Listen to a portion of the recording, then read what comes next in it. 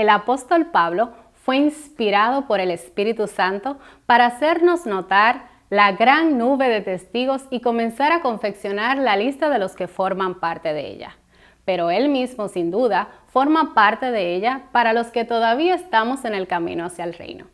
Tal vez, como ningún otro autor dentro del Nuevo Testamento, Pablo escribió acerca de la ofrenda, su significado correcto, motivación y formas de practicarlo. Es muchísimo lo que podemos aprender acerca de este apóstol de Dios a los gentiles. Les invito a reflexionar en el tema de hoy y comprobar por qué el mensaje del apóstol Pablo de ofrendar a Dios se puede resumir en esta frase: tú eres la ofrenda.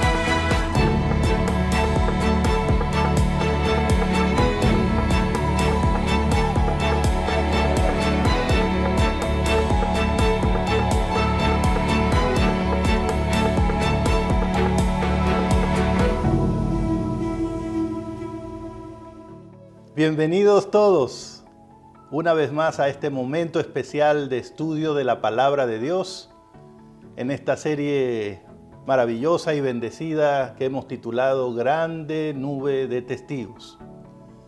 Quisiera hoy compartir con ustedes este tema que hemos titulado Pablo te dice, tú eres la ofrenda.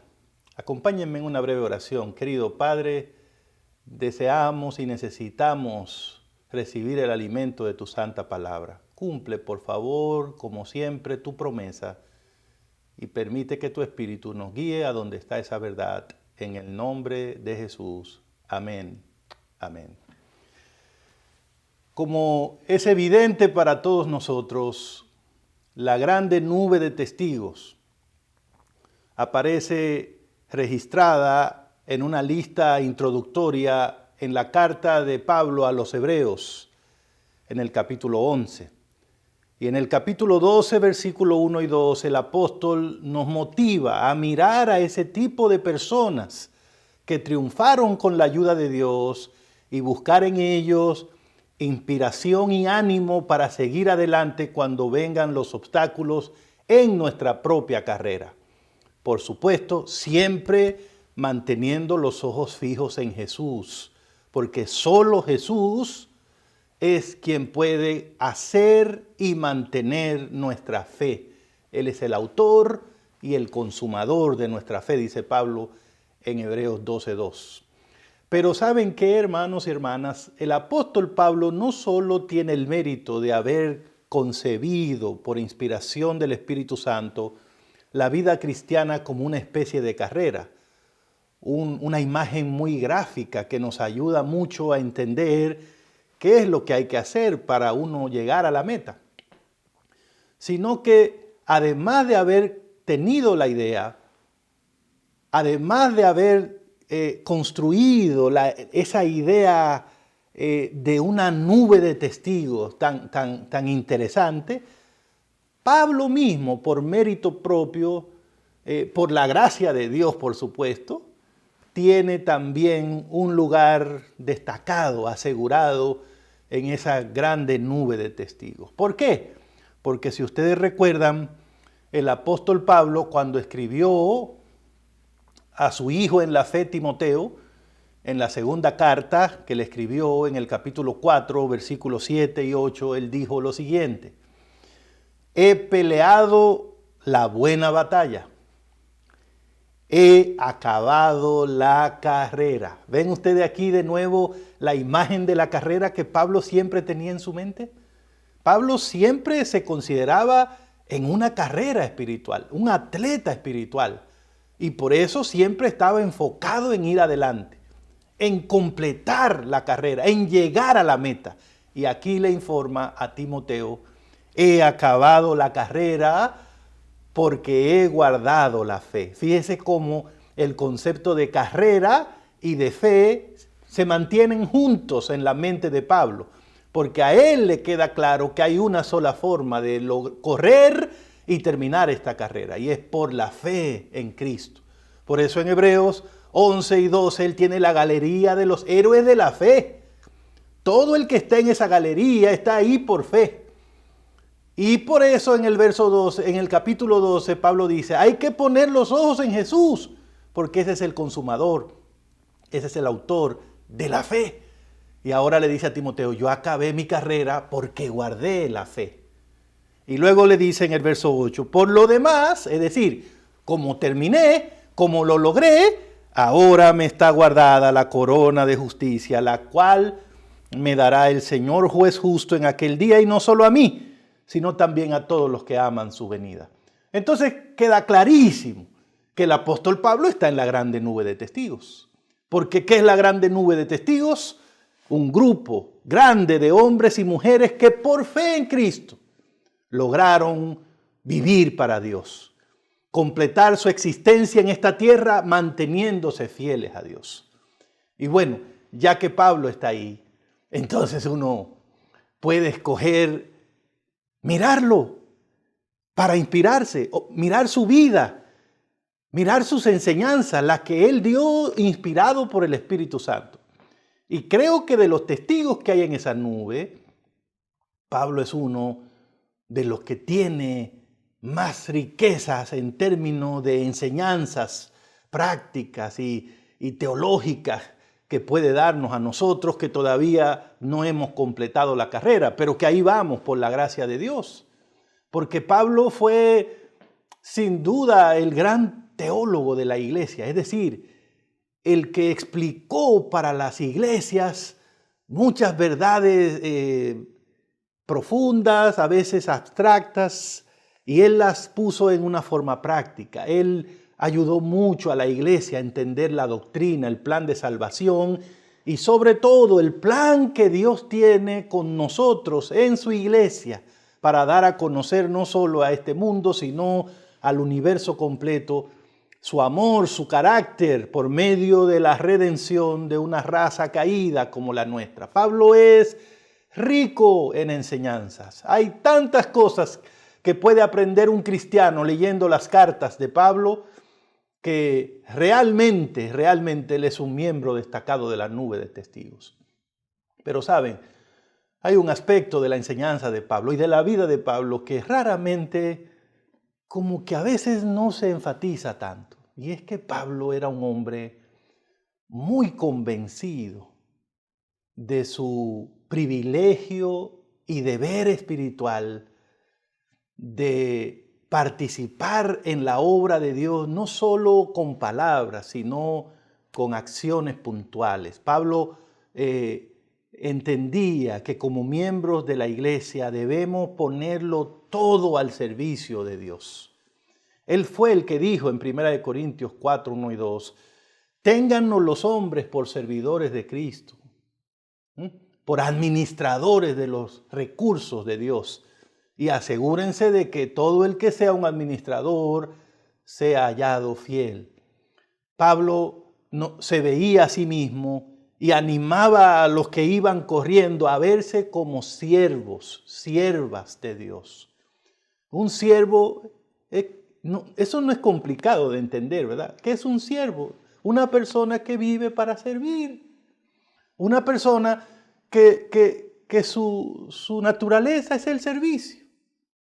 Así es como nosotros deberíamos vernos delante de Dios, dice Pablo. Así es como la gente debería vernos a nosotros cuando ve lo que hacemos. Somos siervos. Servimos a Dios con todo. Con nuestras palabras, con nuestras alabanzas, con nuestro tiempo, con nuestro cuerpo, con nuestra forma de vestir, de hablar, de trabajar, de negociar.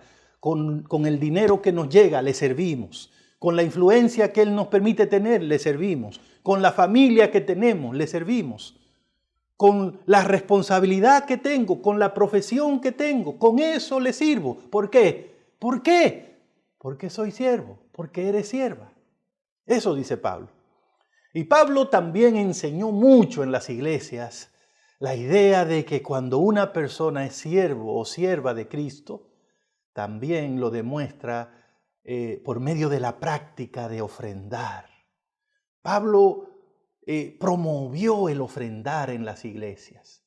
Incluso él mismo llevó a cabo la obra de recolección de fondos más importante que encontramos en el Nuevo Testamento y probablemente una de las más grandes en la Biblia, cuando en todas las iglesias que Dios le ayudó a pastorear, recogió una ofrenda para los hermanos pobres que vivían en Jerusalén. Y entonces, debido a eso, Pablo tiene mucho que enseñarnos a los que vamos corriendo en cuanto al tema de la ofrenda. Y nosotros deberíamos ver a Pablo y estudiar eso, porque es una parte esencial de la actitud de un corredor que tiene planes de llegar a la meta del reino de los cielos. Entre las cosas que Pablo dijo puntualmente, quisiera mencionar algunas.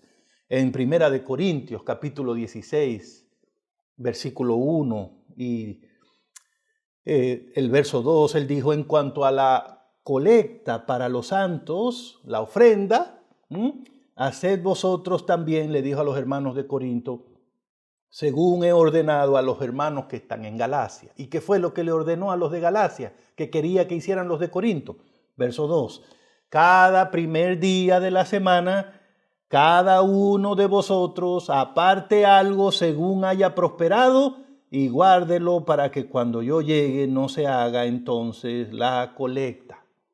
Son instrucciones prácticas, pero son instrucciones inspiradas por el Espíritu Santo y por lo mismo se convierten en principios guiadores para personas como nosotros que estamos corriendo de camino al cielo, no de camino a sentirme bien o a lograr mis metas, mis sueños, mis anhelos, sino mi camino es llegar al cielo, agradar a Dios, complacer a Dios, para que Dios algún día me pueda decir: bien hecho, siervo fiel, ven y entra en el gozo de tu Señor. Esa es la meta.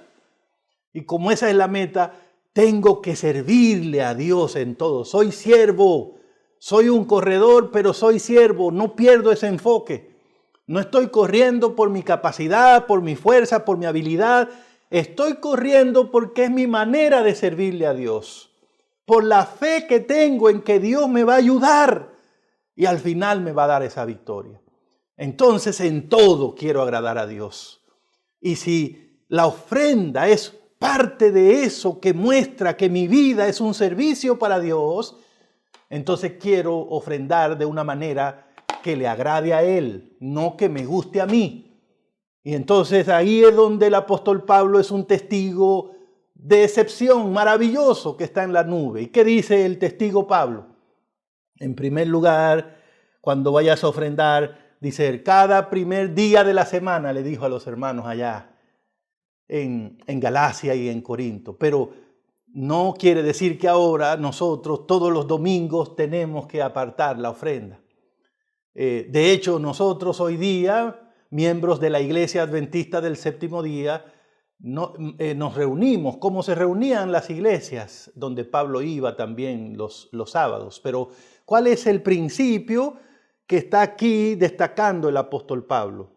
El apóstol está hablando de que el ofrendar para Dios debe ser algo sistemático, no impulsivo, no repentino, no dependiente de una circunstancia. No, Pablo dice cada primer día de la semana. En otras palabras, desde que comienza la semana, también debe comenzar tu preparación para llevar esa ofrenda al Señor. Eso es lo que está diciendo Pablo.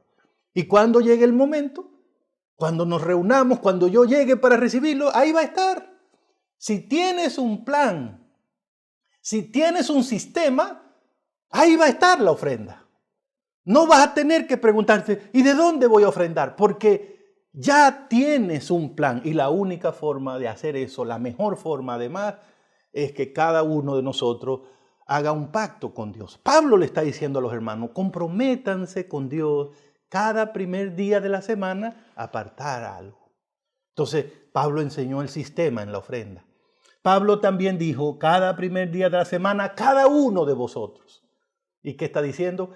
Este asunto de servirle a Dios, de ofrendar para Dios, es un asunto personal, es una responsabilidad de cada uno. No estamos hablando aquí de una ofrenda familiar o de una ofrenda a nivel de la iglesia, no. Es una responsabilidad con Dios. ¿Por qué cada uno debe traer su propia ofrenda? Porque Dios se relaciona con sus hijos de manera personal. Porque Dios te bendice a ti. Porque cuando tú traes tu ofrenda, cuando yo traigo mi ofrenda, estoy diciendo, a mí me bendijo Dios. Yo testifico que hay un Dios porque a mí me bendijo y la prueba es, estoy trayendo una ofrenda de gratitud, una ofrenda de amor por la forma como Él me ha tratado. Es tan importante que cada miembro de la iglesia, cada corredor que va hacia el cielo, sea una persona que traiga ofrenda. ¿Saben por qué? Porque cada ofrenda que se trae es un testimonio que nadie puede discutir de que Dios existe, porque hay una persona que está diciendo, a mí me bendijo, a mí me bendijo. ¿Saben qué es lo que pasa cuando en una iglesia hay personas que no ofrendan? Pues esa iglesia misma es un testimonio de que Dios no existe y de que si existe no trata bien a sus hijos, porque ahí hay gente que no tienen nada que agradecerle a Dios aparentemente. Por eso es tan importante. Y Pablo dijo, cada uno traiga, porque Dios bendice a cada uno. Dios bendice a cada uno. Y cada uno debe dar testimonio de lo que recibió del Señor. Así que un sistema, así que una responsabilidad personal. Y Pablo también dijo, ponga aparte algo según haya prosperado. ¿Qué significa esto? Que Pablo enseñó que mi ofrenda para Dios debe parecerse a la bendición que yo recibí de Dios. Así que si Dios me bendijo abundantemente, mi ofrenda debería ser abundante. Si Dios me bendijo limitadamente, mi ofrenda va a ser limitada, porque sale de la bendición, yo no me la invento. Y si Dios no me bendijo, no va a haber ofrenda. Eso es lo justo de este plan. Pero es justo también, es justo no solo cuando yo digo, si no me bendice no hay ofrenda. También es justo cuando yo digo, si me bendice mucho, la ofrenda debería ser mucho. Dios, por lo tanto, no te dice cuánto tienes que ofrendar. Pero Dios sí te dice una cosa, que cuando ofrendes, tu ofrenda se parezca a la bendición que yo te doy. Trata de que cuando tu ofrenda llegue, si alguien la ve, dice, wow, esta persona tiene un Dios que lo trata muy bien. O sea, Dios dice, hijo, si yo soy bueno con ustedes, muéstrenlo. Si yo soy generoso con ustedes, muéstrenlo. No traigan una ofrenda que deje ver como que el Dios de ustedes no es bueno. Y no le estoy pidiendo nada imposible, solo que la ofrenda se parezca a lo que yo le doy. Y hermano, de nuevo, la única forma, la mejor forma de hacer esto es si usted establece un porcentaje para su ofrenda. Un porcentaje y hace un pacto con Dios sistemáticamente, ¿verdad? De todo lo que tú me des, Señor, tal porcentaje yo voy a apartar para ti. Y entonces, ya con ese porcentaje, depende de lo que Dios te dé, la cantidad va a aumentar o se va a reducir, pero el porcentaje va a ser el mismo. Así que el nivel de sacrificio siempre va a ser el mismo. Si este día diste 100 y el otro día diste 500, no es que el día que diste 500 fuiste más generoso, no. Es que recibiste más del Señor, pero diste el mismo nivel de sacrificio. Pablo también enseñó en 2 de Corintios, capítulo 9, versículo 6, 2 de Corintios, capítulo 9, versículos 6 y 7, algo que deberíamos también tomar en cuenta. Él dijo, esto digo, el que siembra escasamente, escasamente segará. Y el que siembra generosamente, también generosamente segará. Y el verso 7 dice, cada uno dé como propuso en su corazón, no con tristeza ni por necesidad, porque Dios ama al dador alegre. Hablando de la ofrenda, sigue Pablo aquí. Fíjese cómo él es insistente en ese tema. Y él fue un hombre que terminó la carrera bien, y creía en eso de ofrendar. sistemáticamente, personalmente y además de manera porcentual. Creía que la ofrenda debería parecerse a la bendición recibida. Pero ahora dice, el que siembra escasamente, así va a cosechar. Y el que siembra generosamente, así va a cosechar. Pablo está hablando aquí de la ley de la siembra y la cosecha. Y está diciendo, como yo soy alguien que quiere agradar a Dios y Dios es generoso, yo también debo imitar esa cualidad de mi Dios. Mi ofrenda debe ser lo más generosa posible. Lo más generosa posible. Y si no tengo una razón espiritual buena para eso, que debería haberla, porque el solo hecho de saber que mi Dios es generoso, que dio a su Hijo, que era lo más grande que tenía por mí, debería motivarme a la generosidad. Entender que la generosidad es el espíritu del cielo. Pero si quieres una razón así, de esas medio egoístas que nos gustan a los seres humanos, Pablo dice, es que si tú eres generoso, Dios va a ser mucho más generoso contigo. Pero tengamos cuidado, porque Pablo no está hablando aquí de un tema como de que Dios está negociando con sus bendiciones. O sea, tú me das y yo te voy a dar. No es ese el concepto de Pablo. Pablo lo que está diciendo es que generosidad genera generosidad. Cuando nuestro amor por Dios es grande, tenemos que tener en cuenta una cosa: jamás vamos a sobrepasar el amor de Dios por nosotros. Si tu ofrenda es grande, jamás vas a sobrepasar la ofrenda de Dios por ti, el amor de Dios por ti. Así que mientras más generoso eres, más generosidad vas a ver en tu vida de parte de Dios. Es así, no es un negocio, es así. Es que nunca podremos sobrepasar la generosidad de Dios. Así que mientras más generoso eres, más generosidad vas a ver en tu vida de parte de Dios, porque no puedes sobrepasar la generosidad de Dios. Y repito eso tanto porque no puedo exagerar la importancia de eso. Y por eso Pablo dijo, cada uno dé entonces como propuso en su corazón. Pablo decía, ofrendar es un asunto personal. Es un asunto personal. Nadie debe influir en tu cabeza. Nadie debe decirte cuánto tienes que dar de ofrenda. Cada uno como propuso en su corazón, de manera privada, de manera personal, lleve esa ofrenda. Recuerde que no es para impresionar a la iglesia, ni a nadie que esté en la iglesia. Es para Dios y es importante que Dios lo sepa. Y Pablo termina diciendo, no con tristeza. Ese asunto de que tenemos que dar hasta que nos duela, Pablo no creía en eso. Pablo creía más bien que tenemos que dar hasta que nos alegre. La ofrenda bíblica no duele. La ofrenda bíblica, al contrario, pone el corazón alegre. Y Pablo dice, a Dios bendice a la persona que da con alegría, no con dolor, no por necesidad. Es triste ver personas en la iglesia que solo dan si le dicen, hermano, hay que dar para tal cosa. Hermano, hay que dar para tal cosa. Hermanos, la ofrenda no es para cosas, la ofrenda es para Dios. No hay que esperar que se esté cayendo el techo o que necesitamos una banca para ofrendar. Esas no son ofrendas, son donativos. Son dinero que regalo para una cosa, pero ofrenda, eso es para Dios. Ofrenda es para Dios. Ofrenda es para Dios. Y por lo tanto, ningún hijo de Dios se va a sentir con el corazón que me duele de darle a su Dios. Todos tenemos papá y mamá. ¿A usted le dolería darle un regalo a su mamá, a su papá? Es lo mismo. No es lo mismo, pero nos da una idea. Porque imagínense Dios comparado con nuestros padres. Así que como ustedes ven, Pablo es rico en este tema de la ofrenda. Pero le tengo noticias. Todo eso que le leí en 1 Corintios y en 2 Corintios no es la enseñanza más extraordinaria que Pablo tiene acerca de la ofrenda. Para mí, esa enseñanza está en Romanos, capítulo 12, versículo 1 y 2. Pero tal vez solo el versículo 1, Romanos 12, 1. Escuchen lo que Pablo dice. Así que, hermanos, os ruego por la misericordia de Dios que presentéis vuestro cuerpo en sacrificio vivo, santo, agradable a Dios, que es vuestro culto espiritual o racional, dicen otras versiones. ¿Saben qué es lo que está diciendo Pablo aquí? Da ofrenda, dala sistemáticamente, porcentualmente, dala con alegría, dala con generosidad, dala de manera personal, pero no olvide una cosa.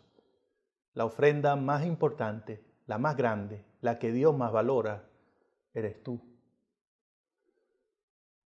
El día que lleguemos a convertirnos en la ofrenda para Dios, ese día habremos entendido lo que quiere decir ofrendar, servir, ser siervos de Dios.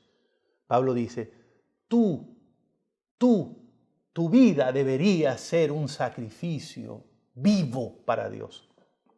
¿De dónde Pablo saca esa idea de sacrificio vivo? Esa idea viene del santuario, porque la palabra sacrificio con el tiempo ha sido dañada. Hoy día cuando oímos la palabra sacrificio la asociamos como con esfuerzo, con dolor, con dificultad. Pero sacrificio es una palabra cuyo origen es algo agradable. El sacrificio vivo era una ofrenda que se quemaba completa para Dios, que se ofrecía y se quemaba completa. Y entonces su humo, su olor subía como un olor grato a Dios. O sea, sacrificar algo para Dios era algo grato, era algo que Dios lo recibía con agrado. No era una cosa ahí a la mala. Cuando Pablo dice, tú debes ser un sacrificio vivo, quiere decir, tú deberías convertirte en una ofrenda para Dios. Y Pablo era insistente en eso, porque yo estaba leyendo en la carta que él le escribió a los Efesios, en el capítulo 1, el versículo 4, y él está hablando de que Dios nos eligió en Cristo desde antes de la fundación del mundo para que fuésemos santos e irreprensibles delante de Él. ¿Saben? Pablo está diciendo, nosotros hemos sido llamados por Dios y Él nos trajo a la iglesia. Él nos puso en esta carrera. Pero Él no solo nos llamó, Él tiene un propósito para ese llamado que nos hizo. Y según Pablo, el propósito de Dios es que nosotros con el tiempo nos convirtamos en santos e irreprensibles para Dios. Santos e irreprensibles para Dios. ¿Saben? Estas son dos palabras grandes, la santidad y el ser irreprensible. Pero me detendré por un instante en la palabra irreprensible, porque creo que deberíamos meditar en ella. ¿De dónde Pablo saca la palabra irreprensible? Que de hecho es una palabra muy grande, muy impresionante. La palabra es muy exigente. La palabra irreprensible no acepta nada menos que lo mejor, que lo perfecto. Piénselo por un momento, algo irreprensible. Dios nos escogió para ser irreprensibles. ¡Wow! Eso es mucho más grande que nuestras posibilidades y que nuestra realidad. Irreprensibles. ¿Nos habrá visto bien el Señor a nosotros? ¿Cómo Dios me escoge a mí para ser irreprensible? Yo que me conozco, eso está complicado.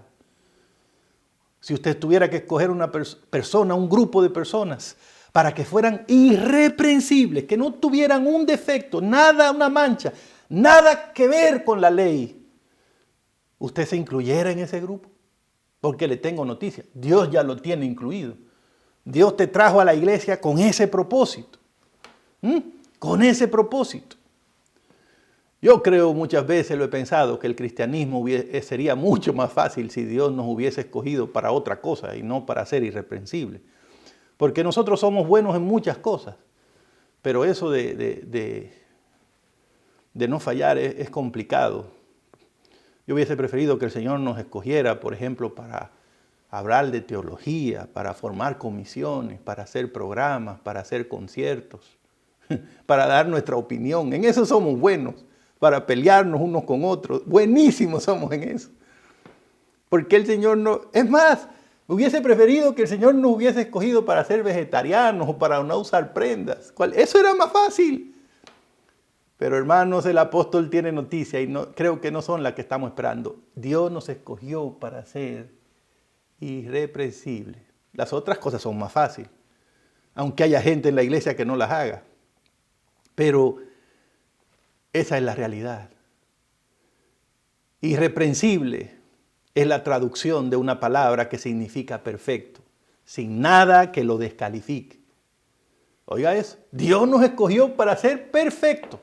Que cuando nos miren diga, ahí no encuentro nada que decir de ese hombre, de esa mujer. No encuentro nada malo que decir. No encuentro ninguna manchita en esa persona. Así quiere Dios que seamos. Así nos ve Él.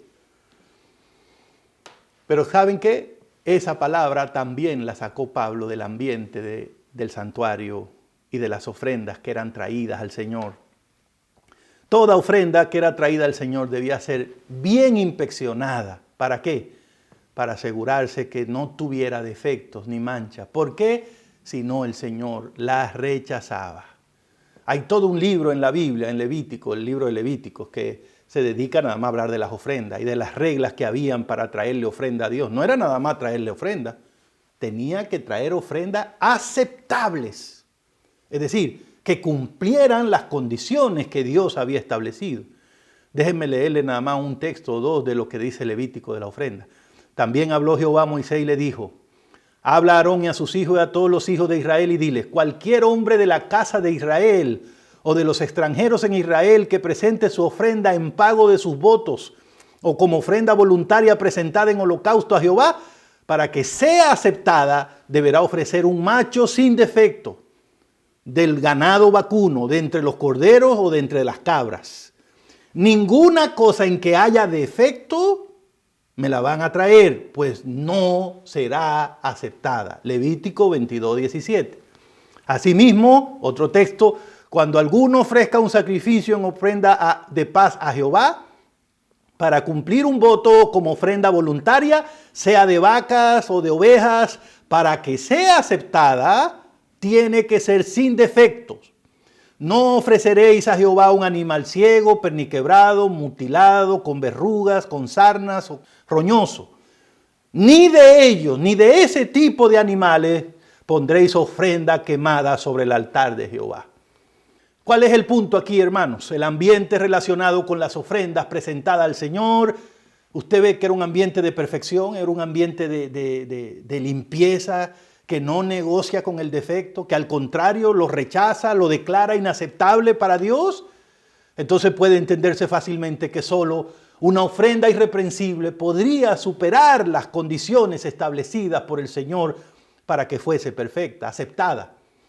Y de ese ambiente es de donde Pablo saca la palabra irreprensible para usarla y explicar en parte la razón por la cual Dios nos ha llamado, nos escogió. ¿Cuál es la idea final aquí, hermanos? La idea final es que Dios espera que la vida de sus hijos sea como una ofrenda irreprensible, es decir, sin defectos, en fin, perfecta. Ay, ay, ay. Nótelo bien. Mucho más que tener un pueblo que dé ofrendas. Lo que Dios quiere es que su pueblo sea una ofrenda para Él. Y una ofrenda perfecta. Eso es lo que Dios quiere. Sí. Que Él te da oportunidad de dar ofrenda, de traer ofrenda. Sí, pero ese no es el plan final de Dios. El plan final de Dios es que tú seas la ofrenda. Que cuando Dios te mire diga, esa persona fue entregada a mí en sacrificio vivo. Ya no vive Él, es mía. Todo lo que esa persona hace es mío. Porque se ofrendó a mí. Uy, hermanos, esto es mucho más grande de lo que nosotros vivimos pensando cuando se trata de ofrenda. Porque ese concepto toma toda nuestra vida, cada aspecto de ella y nos dice que deberíamos poder presentarlo a Dios como una ofrenda sin defecto. ¿Usted puede imaginar algo como eso? Algunos a veces se muestran inquietos de ¿y cuánto es que hay que ofrendar? ¿Y dónde está la ofrenda? ¿Y por qué no hay ofrenda? ¿Y qué tanto es que piden? ¿Sabes qué? ¿Quieres saber cuánto hay que ofrendar? Tienes que ofrendarte tú. Tienes que dar tu vida completa. Cuando des tu vida, cuando tú seas la ofrenda, entonces habrá entendido cuál es el plan que Dios tiene contigo. Dios no necesita ofrendas. Dios te quiere a ti. Y por eso Dios quiere que tú te conviertas en la ofrenda. Y el sistema de ofrenda es un medio que Dios usa para guiarte en esa idea, para guiarte por ese camino en que aprendas a entregarte y a rendirte y a entregarte hasta que por completo te des tú. Como decía Pablo, os ruego, hermano, que presentéis ya vuestro cuerpo, vuestra vida como ofrenda. Porque Dios los escogió para que sean una ofrenda perfecta para Él. ¡Wow! Piensa en tu trabajo por un momento. Piensa en lo que tú haces para ganarte la vida. Piensa en cómo tú lo haces, el trabajo que tú haces. No sé qué haces, cómo lo haces. Tú pudieras decir que tu trabajo puede presentárselo a Dios como una ofrenda, porque eso es lo que Dios quiere. Que no haya nada oscuro ahí, nada raro en ese trabajo, nada impuro, nada que tenga que esconder. Que tú puedes decir, Señor, lo que yo hago en este lugar, en este consultorio, en esta oficina, en esta fábrica, aquí en mi casa, en este comercio, en este lugar, en este puesto de venta, lo que yo hago aquí está delante de ti y lo entrego como una ofrenda. Lo que me gano aquí es una ofrenda para ti. No hay nada que tenga que esconder. Piensa en tu familia. Cómo tratas a tu esposa, a tu esposo, a tus hijos. Puedes decirle al Señor, mira Señor, mi trato para mi familia es una ofrenda para ti. La forma como yo cuido a mi familia es una ofrenda para ti. Tendríamos que pensar mucho. Piensa en tu salud. Puedes decirle a Dios, yo te he ofrendado mi cuerpo y lo cuido porque es tuyo ya, te lo ofrendé. Así que me cuido al comer, al beber, al trabajar, al descansar, al ejercitarme. Porque es una ofrenda, ya no es mío. De eso es que está hablando Pablo. Piensa en tu servicio a Dios. Cuando vas al templo es una ofrenda. No es porque eres adventista. No. Cuando cantas es porque tú ofrendas a Dios. No es porque eres miembro de la iglesia y te van a ver si no cantas. El diezmo, la ofrenda, todo eso es porque ya yo mismo soy una ofrenda. Todo lo que soy es de Dios. Dijo David, todo es tuyo. De lo recibido de tu mano te damos. Entonces, hermanos queridos, yo creo que en conclusión queda claro que el ideal de Dios va mucho más allá de lo que nosotros generalmente creemos o aceptamos como suficiente. Es una pena que a veces incluso rebajamos las normas, iglesias que le dan la impresión a las personas. Lo importante es que esté aquí, hermano, dé lo que usted pueda, haga lo que usted pueda. Bueno, yo no sé si tu iglesia es así o tú has llegado a creer eso, pero te voy a decir una cosa. Dios no te dice así. Dios dice, dame, hijo mío, tu corazón y sé una ofrenda sin mancha delante de mí. Sé perfecto para mí. Entrega todo, hazlo bien.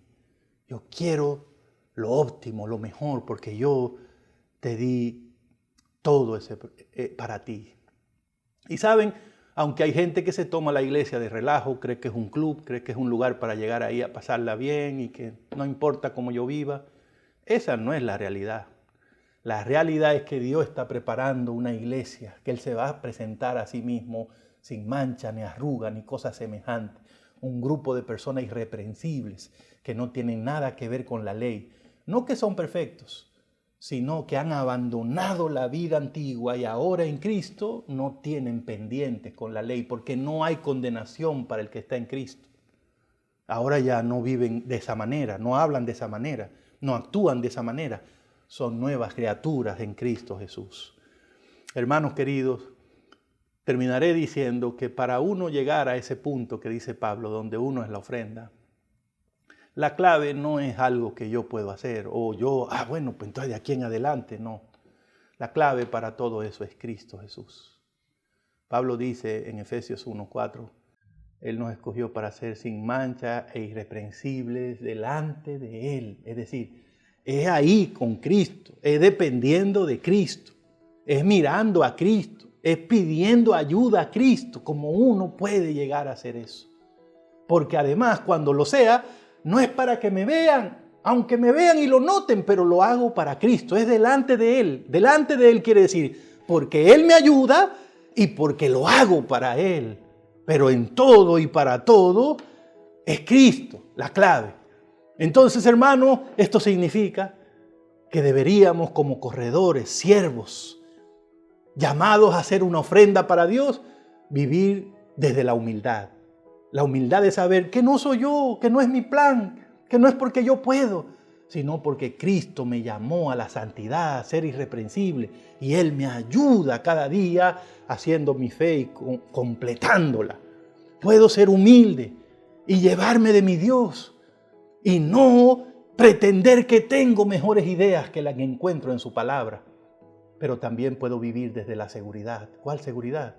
La seguridad que me da saber que Dios está conmigo, que Él me está guiando en esta carrera, que Él me llamó, y si me llamó me va a ayudar, que Él es el que quiere que yo sea irreprensible, y Él me conoce, sabe que soy polvo, que no puedo nada sin Él, pero que todo lo puedo con Él. Entonces Él me va a ayudar, y como Él me va a ayudar y está aquí, entonces sí es posible, por la gracia de Dios, llegar a ser una ofrenda perfecta, irreprensible para Él. Oh, hermanos queridos, cómo me gustaría que eso se cumpla en mi vida y también en la tuya. Vamos a orar, vamos a pedírselo al Señor. Querido Padre, muchas gracias porque Pablo desde la nube nos habla y nos dice tantas cosas importantes.